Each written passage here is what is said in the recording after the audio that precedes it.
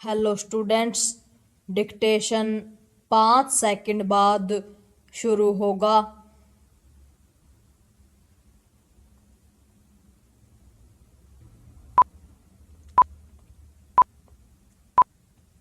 Start. यह सराहनीय है कि 63 वर्ष पुराने आयकर कानून को बदलने के लिए एक विधेयक लोकसभा में प्रस्तुत कर दिया गया। इसके माध्यम से आयकर की भाषा को सरल बनाने के साथ ही अनावश्यक प्राविधानों को हटाया जाएगा। आयकर कानून बदलने और उसे सरल एवं सुस्पष्ट करने के प्रयास किए जा रहे हैं। इसकी पुष्टि इससे होती है कि नया आयकर विधेयक 622 पन्नों का है, जबकि मौजूदा आयकर अधिनियम में 1647 पन्ने हैं।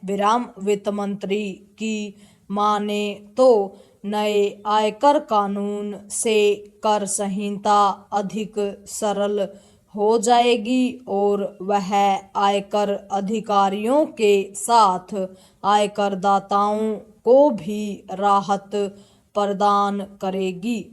इससे अच्छा और कुछ नहीं कि आयकरदाताओं को जटिल नियमों के साथ आसानी से समझ न आने वाली भाषा से छुटकारा मिले।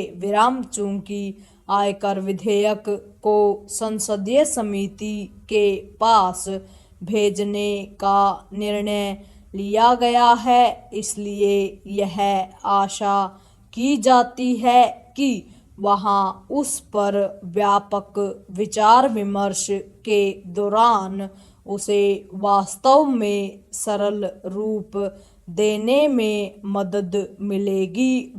इस अपेक्षा के साथ ही यह ध्यान रखा जाना चाहिए कि ऐसा माहौल बनाने की आवश्यकता है जिससे लोग स्वेच्छा से आयकर देने को प्रेरित हों और उनके मन में किसी तरह का भय न रहे। पैरा जितना आवश्यक आयकर संबंधी नियम कानून सरल करना है, उतना ही इसकी गुंजाइश खत्म करना भी कि आयकर विभाग लोगों से अनावश्यक रूप से न तो सवाल जवाब कर सके और न ही किसी भूल चूक पर उन्हें तंग कर सके।